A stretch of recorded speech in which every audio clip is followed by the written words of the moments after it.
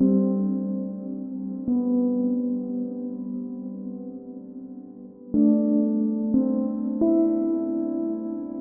felt like Kashmir was under an unending and perpetual winter. It still feels like that.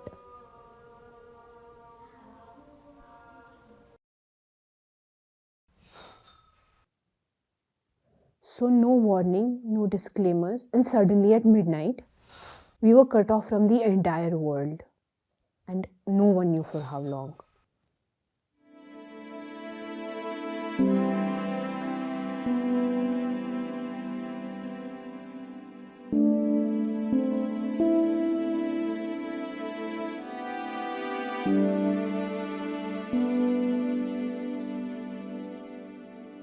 Hi, friends, and welcome.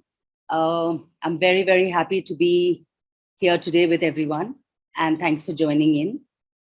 We are really looking forward to this event that this evening bears for us. Just for those of you who are new, a brief word of introduction. That I am Vani Subramanian. I'm from the Reframe Institute of Art and Expression. Hi, hi, Sandhya. Hi, Muntaha. Nice to see you here. Hello, hi.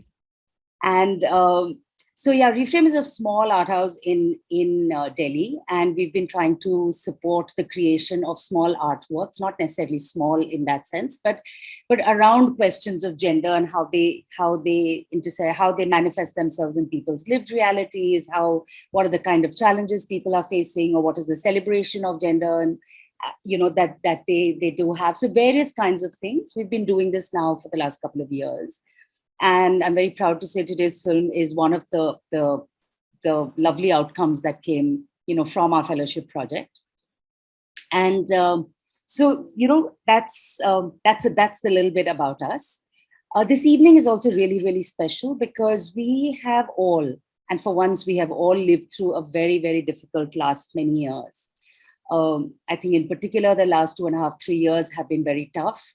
We've lived through a global pandemic. We've been able to breathe with ease if us and our loved ones have made it through alive. So there's all of this that's been going on. But we've also at the same time been witness to horrible kind of ill health and lack of opportunity, and people struggling to find their ways home and barely making it alive on the other side. So we've been witness to the best of the human spirit and the really difficult times that people have seen. So there are some stories we all know, right? But what are the stories that we don't know? What are the stories we don't hear, that we don't see, especially from regions where we actually, in any case, don't know much, don't see much, don't hear much. I think these become then our challenges in times like this. In times like this, when it is already difficult to speak about so much, in a sense, it then becomes the moment where, in fact, we must tell those stories, that actually need to be told, the stories that we are not supposed to be able to tell in times like this, right? So that's what brings us to Muntaha's film. Because of course, the region I'm talking about, the region that went through not just one pandemic lockdown, but in addition, also a political lockdown, a communication lockdown, it is of course Kashmir, the Valley of Kashmir, right? And the film we've gathered here today to see is Muntaha Amin. It's her maiden independent venture film called Siege in the Air. It's a film that compels us to take one step further to get a peek into the lives of the women in such a period of restriction. We have to remember, we're also talking about women who, in any case, in almost any society, already have such strict controls and restrictions on their mobility, on their autonomy. But I don't want to say very much more because Muntaha is here. She will speak. And we have with us the fabulous filmmaker as a discussant, Sandhya Kumar. Let me briefly introduce both of them. Muntaha completed her master's in mass communications from Jamia Millia Islamia, MCRC. She's been waiting for a very long time to get to be the filmmaker that she is today, to tell everyday stories of existing and loving and resilience that come from living in the world's highest militarized zone. And to tell these stories as a Kashmiri woman, as a Kashmiri Muslim woman, who despite living many years outside the valley, is how she identifies herself. And it is from this location that Muntaha wants to be a storyteller, because she believes that in times when the wajood of certain communities are under such threat, remembering and telling one's own stories is all the more urgent and all the more necessary. Sandhya Kumar, I'm sure many of you gathered here today know of her work. She's an award-winning filmmaker whose oeuvre is rooted in nonfiction and inspired by the desire to make visible the poetry of everyday life. She's been making documentary films and experimental shorts since 2007. Interestingly, she's also from Jamia as part of her education in film. She's received grants from the IFA, from PSPT, and has been an ATSA fellow at Art Think South Asia. She works in Bangalore and is a trustee of the Vikalp Bangalore, a filmmakers collective committed to creating platforms for documentary films to reach wider audiences. Most recently, she's also made a 3-part video series on internet shutdowns in India, which is called You Are Offline. So I think this is going to be a really exciting and rich evening because we have Muntaha and Sandhya to speak about and just discuss thoughts in the film. A couple of notices that I want to make. One, if you can find your headphones, it would be great because we are living in the world of Zoom broadcast, etc. So if you can, that would be wonderful. The second thing is any thoughts, any questions you have, even, just put them in the chat and we will pick them up, or Sandhya will pick them up as the conversation goes along. And at this point, I'm going to step away and I think I'm going to ask Sandhya and you to please, Sandhya, please start the conversation. I look forward to hearing more elements of thinking behind what you were, how you made it, why you made it, etc. emerge as the two of you talk. Again, friends, anyone who wants to, please put your questions in the chat box so that we can take them, and Sandhya can take them and include them in the conversation. Thank you, Vani, and welcome back, Muntaha. Yeah, I want to begin by congratulating you on making such a moving, powerful, poignant, personal film. Which continues to give us information, but constantly making us also feel like we are in Kashmir. And I think I can so relate to the stories that each of the girls is going through. So I think maybe let's begin by understanding that, there were so many ways in which the story of the lockdown could have been told, but you chose to tell it from the point of view of young women in the valley. And what was your reason for doing so? And I think why I want to ask you this particularly also, because I think it's very hard to turn the camera on those who are closest to us. Right. I've never been able to do it. Right. And I think all the people you've done it are people you are close to because they were able to share very freely and sharing very intimate stories. Right. So, what was it that made you take this decision, and when did you make this film? Had you been thinking about this project ever since the first lockdown? First off, I wanted to tell the participants there was some lag in between the film. I felt that, and the music wasn't playing. I think it wasn't as immersive an experience as we would ideally like this to be, because Zoom, after all. So I apologize. It might not have turned out to be, because I watched it on the big screen recently. So, that thing happened. Minor lags, and the music track didn't play well. So yeah, starting off saying that. Regarding your question, why I chose to tell this from young women's perspective. First off, I was living this reality. I was here all throughout almost. And this was my lived reality from the vantage point of myself, and I identify as a Kashmiri Muslim woman. I was thinking about the stories, about our lived realities. And I was also thinking of the people who never get to tell their stories. I have talked to young girls from school as well. These are some people whose testimonies are never considered serious enough. But then we were living this unprecedented reality. There have been a lot of human rights reports which were urgent, necessary, and crucial. And our journalists, unfortunately, have been busy reporting those issues which were very urgent. So I wanted to enter the homes and domestic spaces and minds and hearts of people and see what everyday meant, because we talk about events, we hardly talk about the everyday. So I really wanted to I wanted the world to know what each second of not sending an SMS means, what each second of longing and not being able to load a page means, what writing handwritten letters in 2019 means. So all these little things, these liminal spaces that we hardly get to experience in hardcore journalism or news reports or documentaries. And yes, I this was my personal lived reality.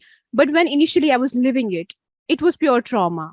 It wasn't a story, right? I wasn't thinking of it in with that distance, because it's very difficult to have that distance when you are there living it. So it took me 3 years of distance, and then retrospectively looking at our lived reality, to kind of make sense of the chaos we call home, and to try to put it in perspective. And then the process happened the usual. I talked to people, collected testimonies, tried to make sense of how to weave a narrative through that, what makes sense and what to leave out. Very difficult, what to include. There were a lot of testimonies, and every story was as crucial and as important. And this was a 30-minute film. And the most important answer to your question was young girls, school girls, who even considers taking their testimony. I have never seen them on hardcore news reports, but for me, even my family was concerned, who is going to take seriously a testimony of a schoolgirl? And I was like, no, this is important. No, I think it's very important, and it's very important because of the way you manage to present it, where it's not what is outside, but that does not make it non-political. Right. You know how they say the personal is political. Absolutely. And I think in this case, the personal is also very brave, what you decided to put out. And what I find remarkable is how you've managed to convey the intimacy, and you feel you know the people even though you're never seeing their faces, and you've managed to hide their identity. So, and I mean, you said the usual where you collect testimonies and put it together, but I'm sure that process, and can you actually elaborate a little bit about that process? Mm-hmm. So this is something that you probably started collecting after 2 years of the lockdown happened. Right. And actually, before we go to that, can we give a little bit context? Because I think not everybody understands what we talk about when we say the triple lockdown. Can you give a timeline, like what happened on 4th August 2019? When were telephone lines restored? When was internet restored? That is 2G. And what about 4G? Like, when is 4G? Has it still been restored? And what is the situation now? So putting it in context, Kashmir has always been this uncertain place. Like this one woman in the film says, since class 8th, she doesn't remember going to a normal school or college, etc. One testimony that I chose to leave out because I had to leave. One woman said, "3 saal mein 3 din college gayi hu." And I think from 2008, when the Amarnath land war happened, I was in school. Then it was 2010, the Shupian rape and murder. It was 2016, killing of Burhan Wani. It was 2000, I don't remember, killing of Tufail Matu, that young boy, and unending lockdowns. We don't even remember. One of the points that woman says that the lockdowns are so murky in our head. We don't know ye kaun sa lockdown tha. Because the concept of time and memory in our mind has changed, because the lockdowns have been so similar and so unending and so recurrent that if you tell me to put it in context and perspective linearly, I might not be able to. But the icing on the cake, the very difficult time, was the 370 abrogation, because we were put on it under a total communication blockade. Before that, it has been political lockdowns and curfews and restrictions and strikes. But then there was no cutting off of phone lines, even BSNL. No phone lines, even initially on police stations or government offices. No, not even journalists. Journalists did not have that. So that was unprecedented recent history. That had never happened. So I think putting it in context, abrogation just scratched the wounds that were really latent since so many years. And I think phone lines were returned within a month, but the internet was not returned till January 2020. Yeah, phone lines, I feel initially the phone lines only opened on police stations. So we had to have like long queues and get a 1 minute limit. Then they opened in some government offices, later maybe in some journalistic offices, but initially only BSNL opened for people. In phases this happened. Then they opened only postpaid connections, not prepaid. Then they opened only after some months 2G, where only whitelisted sites were allowed. They call them as essential sites of either Amazon or ordering something or filling forms. But the filling forms is like another story altogether. So 2G phase continued for like many months and we could not access it. It was like tokenistic. We did not have that. The pages didn't load. Filling forms, people were in queues filling important forms for important exams, competitive exams, and I think this is also something I learned, that how it's not just 2G is not a question of just being slow internet, but it's a whole different architecture of how the internet is coded. So a lot of websites like even YouTube, Facebook, you cannot at all open them even. Right. Then came the VPN phase, where in order to access social media, we used to have VPNs, jo har din band ho jata tha because government ko maybe pata chalta tha. Then people used to give VPNs to friends and pen drives, other kind of VPN. Ye VPN band ho gaya, take this might work. That worked for some days.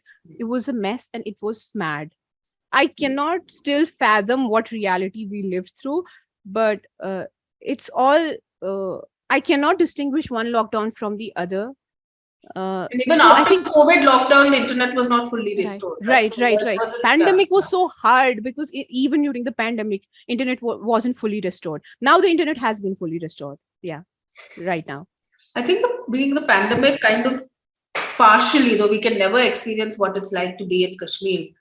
But I think when we were all forced to just live within our own houses, and then we were told that now imagine that you're living inside your house and you don't even have internet, or you don't even are able to call someone. I think that's when people really started feeling what it's like. I often say that imagining Kashmir during communication blockade was, imagine pandemic being under house arrest, without internet, without phones, plus human rights violations and curbing of press freedom and other kinds of, a lot of censorship and surveillance state, omnipresent surveillance state that's everywhere. So yeah. Okay, thanks, Muntaha. Okay, now we'll go back to the structure of the film. I think everybody will agree that the film is an extremely poetic film, even within the parameters of the constraints I mentioned, that you said you don't want to show people's faces, and you're not shooting in real time. Everybody's talking about memories, but somehow you've made it seem like they're actually living it or have just come out of that situation. Yeah. Tell us a little about how you went about collecting these testimonials, and like you said, you collected many testimonials. How did you edit them? Right. So while we were living that reality, we were also telling each other stories of this happened, that happened, unprecedented stories. I had to leave some very, very important stories. A friend told me the women in Jamia hostel who weren't able to contact family back home, all of them lost so much weight. And it was unimaginable thinking about a collective weight loss. It was a direct attack on our bodies. These are some unprecedented testimonies that I had to unfortunately leave out. So I think I did not initially collect as an interviewer or a documentary filmmaker. I was just listening to stories around me, stories of my friends, stories of my cousins, stories of people around me. And they were telling me some stories which was unprecedented. All of those were like stories. But when you're listening to them, you were recording all these stories. No. Initially, it was, I was just, I had not thought, it was trauma. So I was not with that distance thinking I would someday make it into a film. I was just trying to process and listen to the stories. So that time, but at the back of my mind, these all were very important stories that someday needed to be told. So I knew who to contact when I conceptualized this project. I knew what story someone had told me somewhere. Somebody had got an international scholarship and she was not able to do the registration on time. A full funded scholarship, she was not able to take admission. So these were the stories and then I knew who all to talk to. Initially, I talked to them about the film. There's no film culture and art culture in Kashmir, thanks to the history of the place, the political whatever. So making people understand why telling your stories is important, why a film is important, was initially a challenge. But thankfully, people did understand. They shared their stories on my phone recordings or on my not so good recorders. I had many testimonies, and some things like the woman who says, I suspended the idea of time by drawing the curtains. So these were some things that stayed, and I listed a lot of things down. And then I took some compelling narratives and I weaved a narrative, and these were all memory testimonies. So through these memory threads, I wrote a script, I scripted it, I made revisions and took feedbacks and made revisions, and then finally this narrative came about. So after you got the narrative, you kind of prepared a script and then you Yeah. went around looking for the images. Yeah, right, So right, then, so it in a sense, it's like making fiction. That's why you call it hybrid right, documentary. Because, right, yeah, right, right. yeah, I mean, I'm just kind of bringing this aspect out because I think a lot of people don't realize that the audio they're listening to might not be exactly at the same moment as when somebody is telling the story. Yeah. But I think, I mean, I Right. know being a filmmaker, I see that and I think it's come out so powerfully in the film that I wanted to, draw attention to it. And I want to bring attention to the other two aspects of the film. One is the music, and the other is the poetry. The music works very well, and I think the poetry. It took me a while to understand that this is actually poetry because I thought maybe this is also testimonies or maybe this is your own writing that is coming as text on the film. Poetry is written by my friend, fellow artist, fellow Kashmiri woman, Malik Irtiza. Amazing, amazing poet. This poem, these are only excerpts from the poem, but this poem exactly captured the frustration, rage, hopelessness, and the resilience that we all lived through during the communication blockade. Yeah. I think somebody also asked a question, but is there anything else you want to talk about the poetry? Poetry. I think sometime in the middle of the lockdown, both her and I, Irtiza and I, were in Delhi, longing for home and trying to make sense of whatever we had been cut off from home. There was some period when I was in Delhi, and she was recording in different medium because she's an artist through kind of an installation art through performance, and then she wrote this poem, which completely in a poem form captured exactly the feeling I also wanted my film to evoke. And it did that brilliantly, but I could not include the whole poem. It was a very long poem, but some excerpts. I like the line, "We are the land from where no sound comes." It captured the essence of the film for me. So I approached her and she was so kind to lend me use her work. And so that's how we went about it. And we were living, as much as the stories that you see are individual stories, they're also collective stories. That's also definitely collective stories.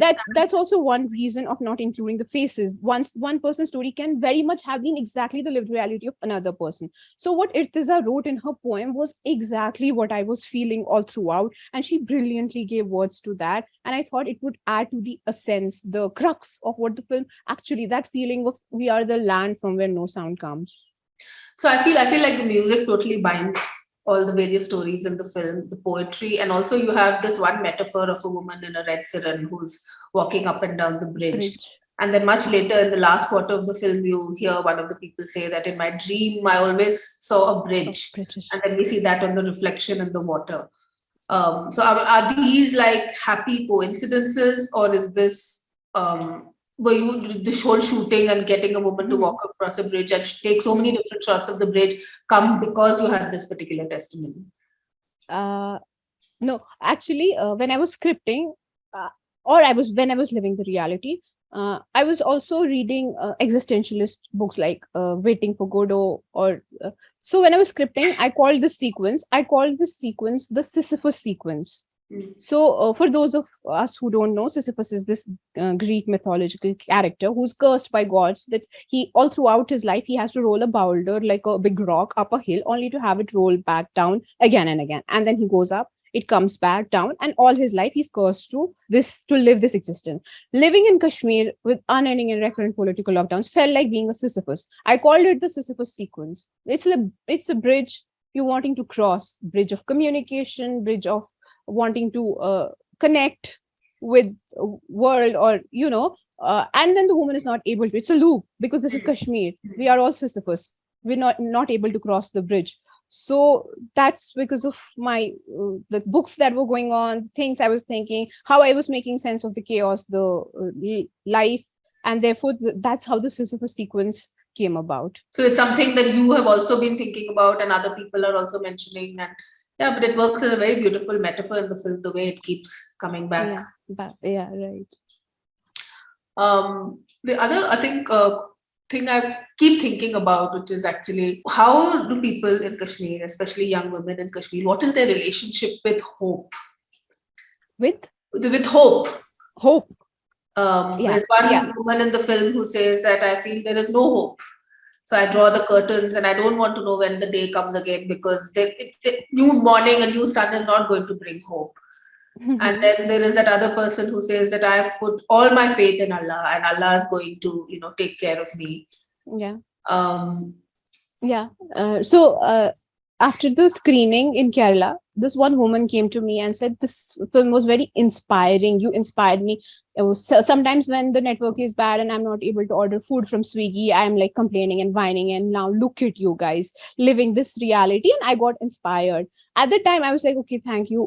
But when I paused, coming home, I am thinking of what she said, and it's not something we wanted to inspire other people or be motivational. We had no choice. So being resilient and being hopeful is what makes us survive the reality. I don't think we are trying to inspire anyone.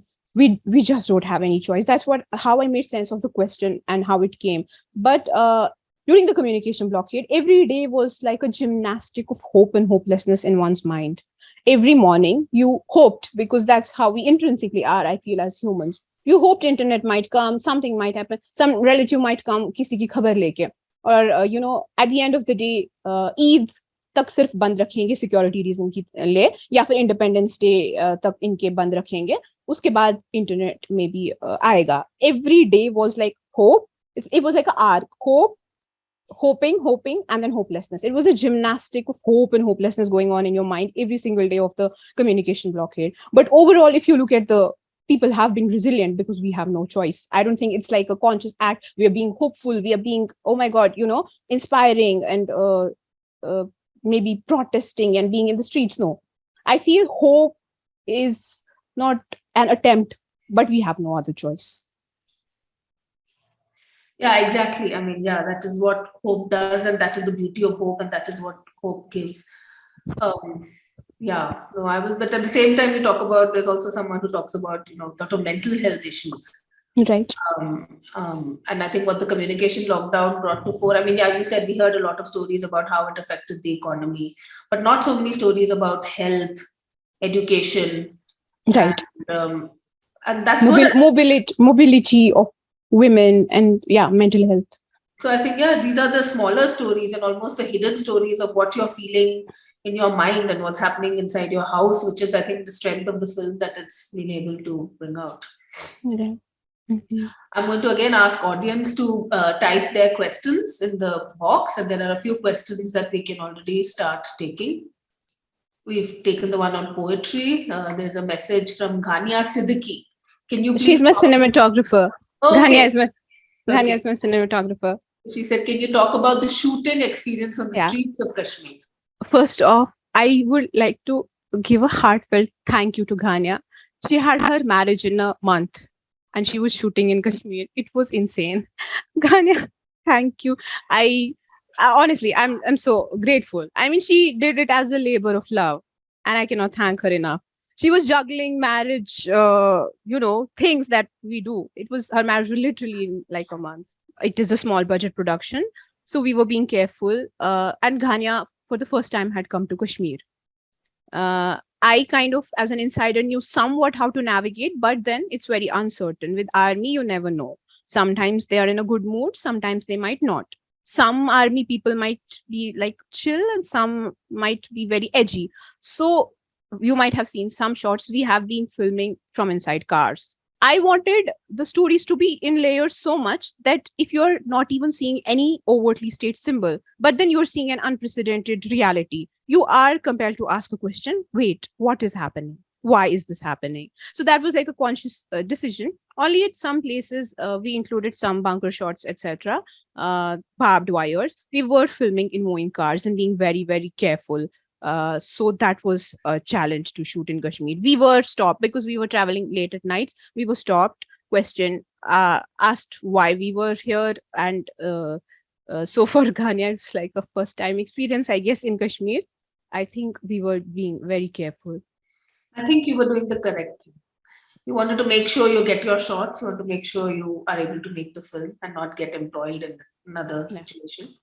We have an interesting question that's come up. It says, when you were making this documentary, did you have an Indian audience in mind, or did you also think about an international audience? I had first off my Kashmiri audience in mind, because I hope someday I'm able to show it to in schools, maybe coaching centers. I don't know kitna zyada possibility hai iski, but to my family, extended family, people over here, because I want them to tell their own stories, maybe get inspired in some whatever little way.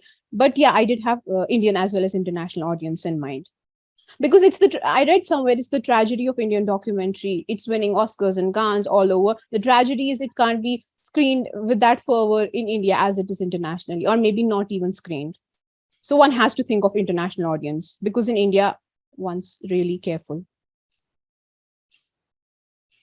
It's interesting that, yeah, um, thinking about what the audience is. Or do you want to talk about what your reaction was to you just screened it at the Kerala Film Festival, which is the International Documentary Film Festival of Kerala, and I think you had a very overwhelming response to the film. So do you want to just talk about how Indian audiences reacted to it? Let me mention it was South Indian audiences. So yeah, I think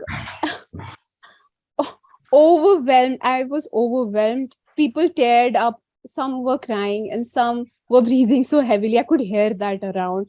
And because it's also my first time on the big screen, showing it on the big screen, and the experience for me also was very different. So people asked a lot of questions. People shared experiences. So the people over there said how they were not able to connect to their friends in Kashmir, and what it felt like, and how they know what it feels like, the longing and the despair. So they shared their own. A lot of people came to me saying they some said they found the film disturbing, some said inspiring, some said it's something we didn't know about. We had no idea these things were going on in Kashmir. Some came to me to share their stories, ask questions about Kashmir, about the recent political scenario in Kashmir. And I think for me, I am successful because it's making people think and ask questions and maybe read about Kashmir. So I really, really feel grateful, and the response was overwhelming. I'm so happy to hear that, Muntaha. Yeah. I think there's actually I'm going to keep it open for audience questions and anything else you want to say. But a concluding remark, I think what I would like to say is that, and I speak for myself when I say this, when I'm shooting a documentary film, I'm not really thinking of what am I going to be leaving behind. I am interested in making a subject, and I kind of start filming it. And once you get into it, you're so deep in it, and you just keep working. And I think with this film, maybe what you're not feeling now, but even 10 years, 20 years, 30 years after the going forward, when we look back, I think it's going to be so important to see this as a document of the history of that time, not just in terms of what happened, but how people felt. And I think that is so important to keep something that is permanent in terms of just a story. Like, these girls are going to grow up, and these girls will not have the same perspective. They will be much more accepting of life. Maybe kind of, life tells you to tone down your dreams and aspirations. But I think what is beautiful about this is how they accept and yet don't accept. How the girl writes a letter to her partner every day for 17 days, and he's also writing it. How a bunch of young girls go to the next village, they don't know where the girl's house is, they're describing the mother just because they want to give this information. And I think that's what makes the film really heartwarming. And thank you so much for making this film. Thank you so much. Thank you, Reframe, for giving me the opportunity. Really, really heartfelt. Thank you. And is there anything else that you would want to say about the film that I've not brought up?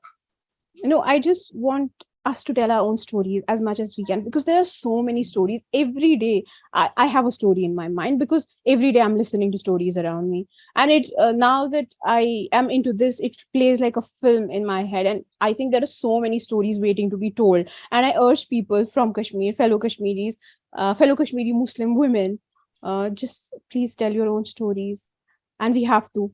It's high time. And yeah, like I said, people in power are hell-bent upon erasing our mere existence, wajood. Now it's the time to preserve our story. Our archives are being erased, our newspaper archives. So a lot of censorship in place. Teachers who speak up or professors are being terminated from their jobs. So it's when the censorship is of the level that you're being, your jobs are being taken, when it's the question of sustenance, then it's a different ball game altogether. The whole Connected thing. with censorship, we have another question that's come up. That this film is a documentation of struggle that would be most likely to be missed by mainstream media. Did you have to leave out events that you still consider very much relevant? Leave out events. I did not want to talk about human rights violation, not because I was trying to leave them behind. There was reporting of juvenile detentions and protests happening at the time. There was a pen drive journalism was happening. Journalists were taking stories in pen drives, important stories. So are there stories I might have, because we are very living in these censored times, and there's chilling effect, self censorship. So I might have left some stories so that I kind of stay safe also, because I had to think of those. Not being picked up by the mainstream media is a blessing also, because the mainstream media, we know the audiences of the mainstream media. I mean, we know what's going on in the mainstream media. So even the few people, thinkers or people who feel and want to listen, if they ask questions and read after this film, I feel that's enough for now.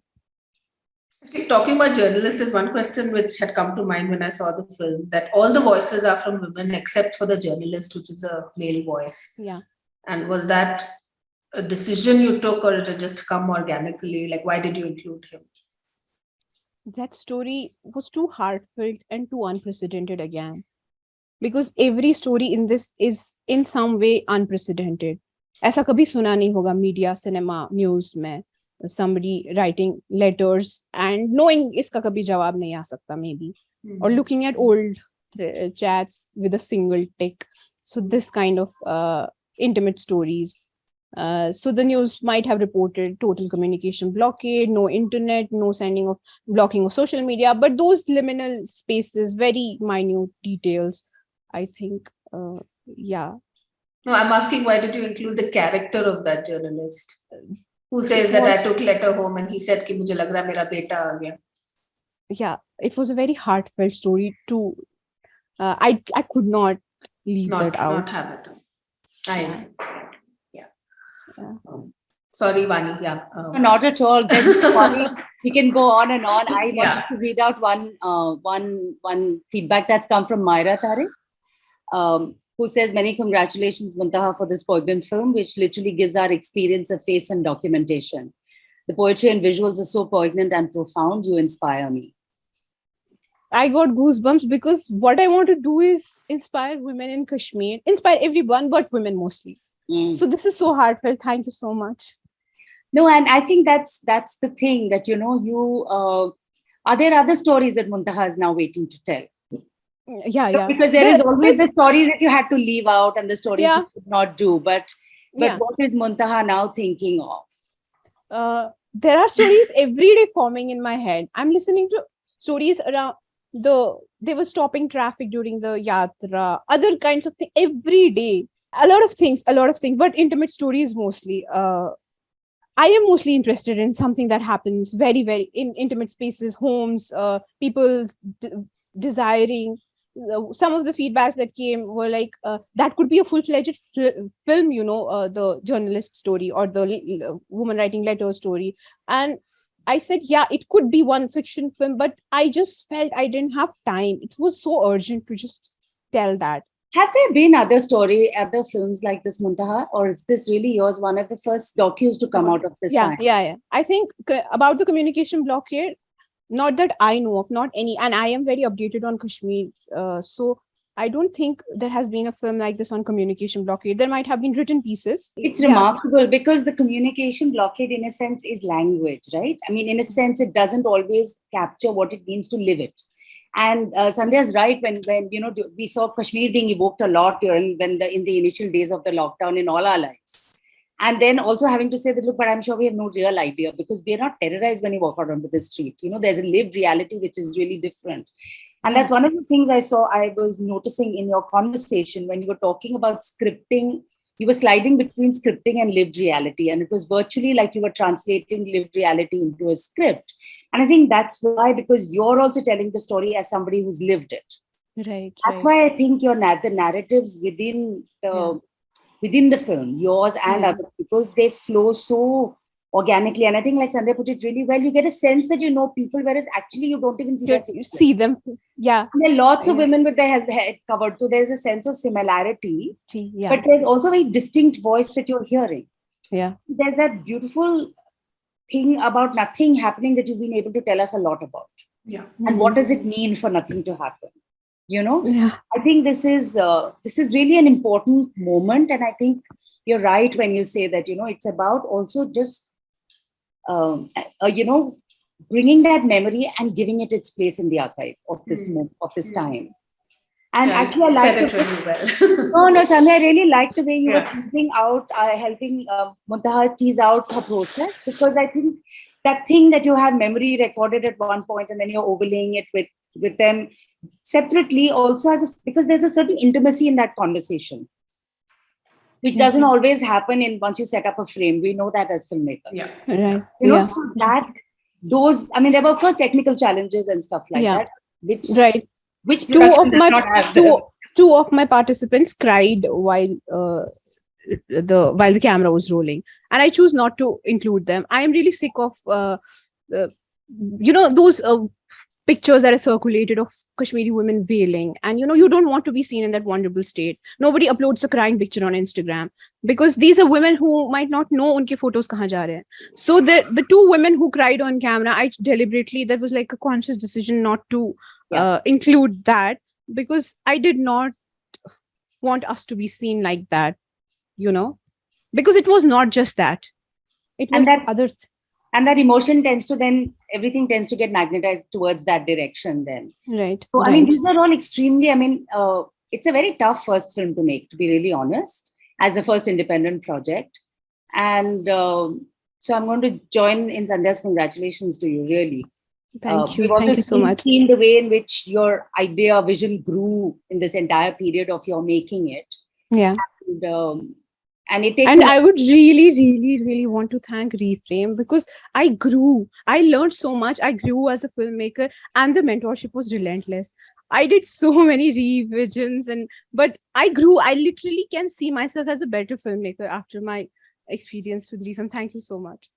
Well, we're just glad it worked out like that, because you know it's something that you can hope to do. And I know as a filmmaker, sometimes making is a very lonely process.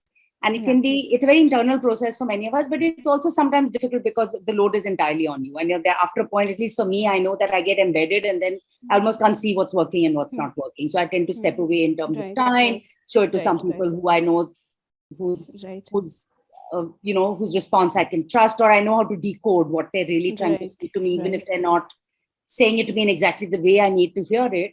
But so I think these things are important, and that's one of the. And I was also in the film, I was also directing, and I made sure, because these were sensitive testimonies, that I was also making participants comfortable. So it was a lot of things to do. Yeah. But you get better and better, and it gets easier with each film. Hopefully. Yeah, it does. To some extent, yeah. I mean, I was going to say, don't over-promise the easy, because it doesn't fully ever get easy. Yeah. Okay, listen. Somebody called Mir Musawish Sabir has written saying many congratulations, ma'am, to you. Thank you. Thank you so much. Yeah, I think there's one more. Yeah, thank you. Yeah. So. Yeah, I think we've covered. Any more questions and or feedback that you all want to say to Muntaha before we close this evening? Just one comment from Ghania. All the more love, power, and support to you, Muntaha, always. You too, Ghania. Yay to Muslim women telling their own stories. Totally. Absolutely. No, I think that's really the beauty of where it comes from, and yet it's not making this very big point, but it's making every point that needs to be made. And it's in that subtext that it actually ends up. It works, as we said, you know, in the spaces almost between what is being said. Is where the stories start connecting, and I think that is really the power of the stories. So also a very big salam to all the women who shared very openly with you.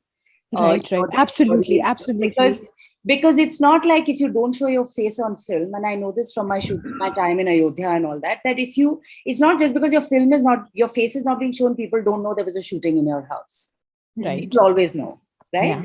I mean, Absolutely. people always know, so there is always Yeah. that sense Yeah. of, identification, Yeah. vulnerability. Right. So Right. still, even if they're completely anonymized, there's still always the thing that I remember in Ayodhya, this woman told me, she said, come in, don't come in a big vehicle, don't bring your umbrellas, wo jo chhatri leke aate ho na shooting ke liye. Right. Ek mat leke aana mere ghar. Right. Yeah. And after all that, absolutely, in the piche ki gali, and still there were people who were watching. Right. There's a way in which you can't. So really, it's a testament. Yeah, I really want to thank them for having trusted me and sharing such intimate stories with me, and trusting me that it's okay for them to go out despite being in such highly censored times, because you never know what the state does after we share our Have you stories. shown this film to them? Have you been able to? Yeah. I have. About that. And they loved it, and they were like, this is we saw you do all the mehnat, and this is exactly what we hoped. That's what they told me. Lovely. And that was so overwhelming. I don't think you can get a better compliment than that. Yeah, that I got very initially. After that, I was like really happy about it, because they mattered to me the most, because it was their story. Absolutely.